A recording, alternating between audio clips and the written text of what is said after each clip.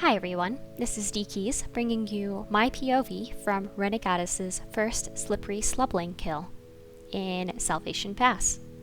While doing this achievement, the players of the raid must carry a golden slubling throughout the battle, and while carrying the slubling, the player cannot use weapon skills. That means they have to use their class-specific function skills as well as their utility skills to survive.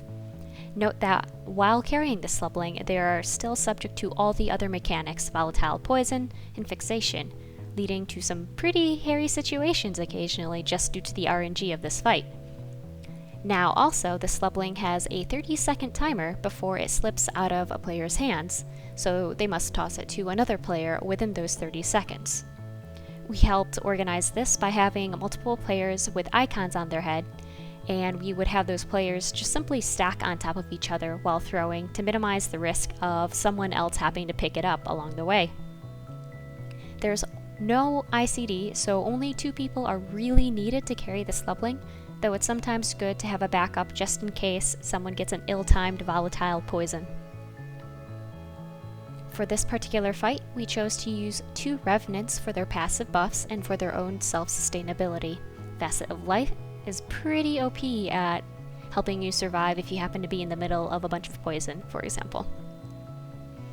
And to activate this fight, you first shoo away the golden slubling from before the fight, and then the player who eats the first imbued mushroom must eat that golden shroom in the center of the room by 30 seconds into the battle. The player will untransform and will be carrying the golden slubling at that time. So be careful where you've pulled Slothosaur by that point, because they might be untransformed and eating a very unfortunate flame breath or other attack at that point.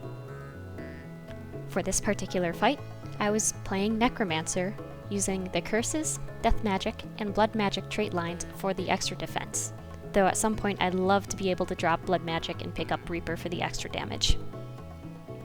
My weapons were Scepter Dagger and Scepter Warhorn, particularly so that I could proc weapon swaps without lowering my DPS all that much, and so that I would have a little bit more CC for Slothosaur's multiple CC phases. Since I did not have Reaper Shroud, I did not go into Death Shroud all that often, except for the odd Transfuse or for Death Shroud 5 for the extra Torment. So I was weapon swapping pretty often so that I could use my Sigil of Geomancy procs for offense. Otherwise, I try to maintain a pretty good rotation, usually focusing on Slothosaur, but sometimes turning my attention to the ads so that I could nuke a bunch in the middle with a good Epidemic. My utilities were Blood Fiend, Epidemic, Corrosive Poison Cloud, Plague Signet, and Lich Form. Lich Form pairs very well with Death Magic, and it allowed me to transfer a lot of Condis that I picked up from my group from Plague Signet back onto enemy mobs. Additionally, Blood Fiend enabled me to maintain this capacity once I transformed into a slubling to eat some mushrooms, since my party would cleave down all of my ads at that point.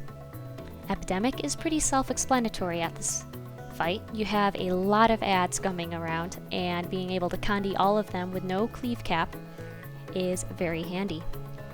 And finally, Corrosive Poison Cloud is a pretty good DPS increase for a Condi Necro, but also is a 10-second, roughly, projectile block. And there is no shortage of need for projectile blocks in this fight. So sometimes I would time my CPCs or epidemics so that I would hit more ads, or so that I would cover a gap in feedbacks, for example, instead of using them just on cooldown. Though while using Epidemic in this fight, I will have to warn you, be very careful that you don't use Epidemic while your party mate slubling is within range. They usually die very quickly and with a lot of screaming on TS or Vent or Mumble or whatever your program is. If your raid is having a Necromancer eat an imbued shroom, I would recommend that they put the Necromancer either on the first shroom so that they can eat it, and then use Lich Form right after that to start off with a good number of ads, or as the 4th shroom so that they have the most time possible with their minions up before the minions are destroyed by your allies when you eat the shroom. Other things to remember while playing Necromancer in this fight are that Slothosaur will cleanse all of his conditions when he enters a CC phase, so Epi before that if you're saving an Epi, and then put your soft CC conditions such as chill or fear back on the boss as soon as possible to help with that break bar. If using the Reaper specialization, Reaper Shroud 5 is great for stacking up that chill, and Reaper Shroud 3, once activated, will put on some fear, though I'll sometimes save that and use it for the stability instead. Without Reaper, Death Shroud 3 will apply fear to Slothosaur. Otherwise, Death Shroud 5 is about your only DPS increase in there. Death Shroud 4 should only be used for the defensive purposes. Finally, try to rely on your minion Condi transfers as well as Dagger 4 to transfer your conditions back to your enemies. I prefer to try to keep Plague Signet up for its passive to not only keep your party mates healthier, but also increase your own DPS. Though sometimes this could lead to you getting downed if your party mates eat too many Condis from Slothosaur's Shake attack. Overall, I found this achievement pretty fun to go after, and I hope that ANET has more challenges like this in the future. Thanks for watching!